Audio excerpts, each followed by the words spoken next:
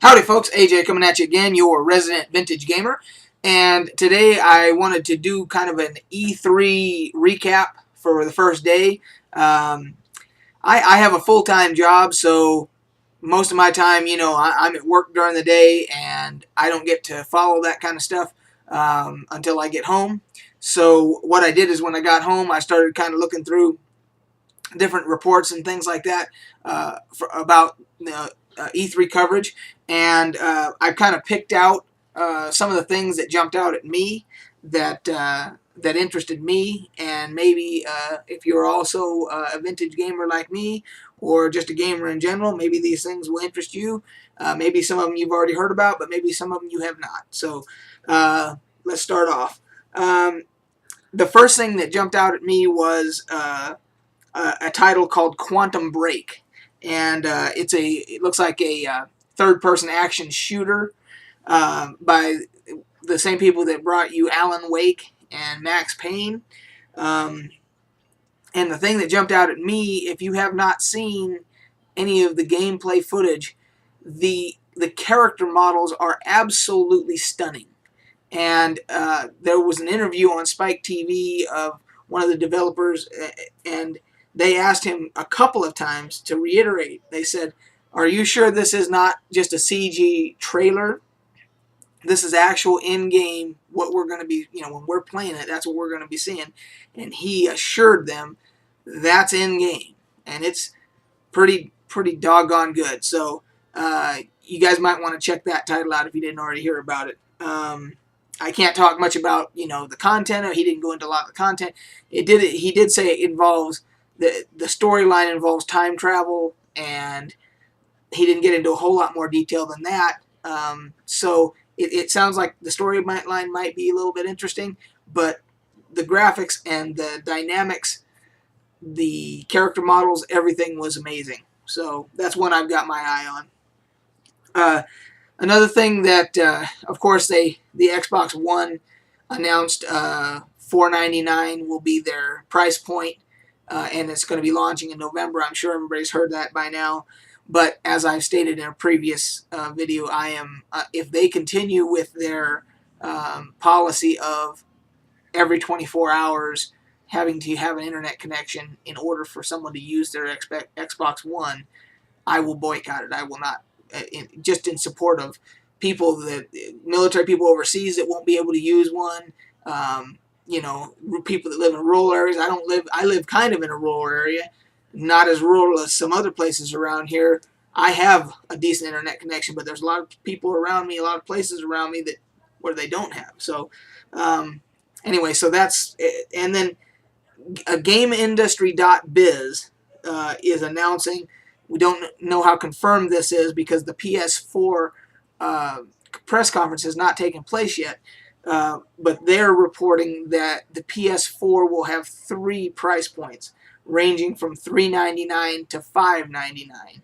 I don't know how solid that is. It's just that, and the source there is GameIndustry.biz. So if you want to follow up on that, but of course there's going to be the PlayStation 4 press conference later on this evening, where I'm sure they'll get into all that. So another title that I saw that piqued my interest was, it's called Tom Clancy's The Division, and apparently it's by Ubisoft, and it's going to be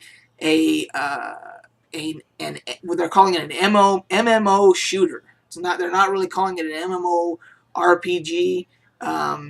They're saying that it's going to be more basically action based, and I'm getting the feel it's kind of like a PlanetSide 2 version of kind of like PlanetSide 2 is an MMO shooter. It doesn't really have a lot of role playing elements to it, but it's definitely massive.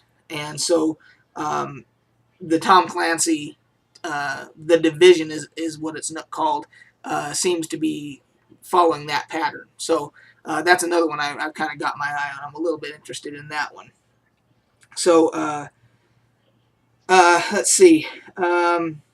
So on the topic of just consoles in general, with the next generation of consoles, it looks like we're talking starting with the PS4 starting at $399. That's actually not I don't think that's a bad price point for a next generation console. Of course, it'll be let to be seen what the $399 price point will get you. You know, what the limitations will be. You know, if there's the difference in hardware or whatever it will be.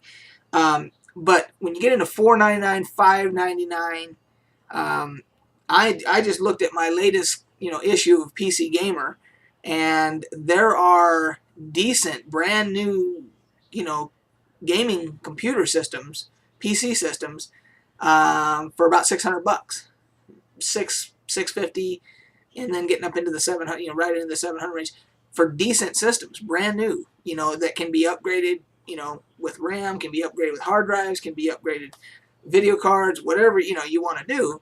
And of course, then with a PC, you have the versatility of doing spreadsheets, doing all the different things that you need to do on a computer, and not having these draconian DRM style controls that the next generation consoles appears that they're gonna have, as far as being able to play used games and having to have online connectivity at all times or every 24 hours, etc.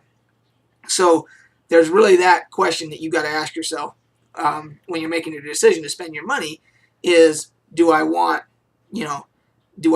these consoles where they have exclusive titles, like Halo, and there's other ones that they're announcing, or do I want to spend a little bit more, get a computer, and have something like Steam and good old games where I can buy games that are on sale to give as gifts to friends, or use them in trade, as long as when I purchase it on Steam, I identify it as purchasing it as a gift.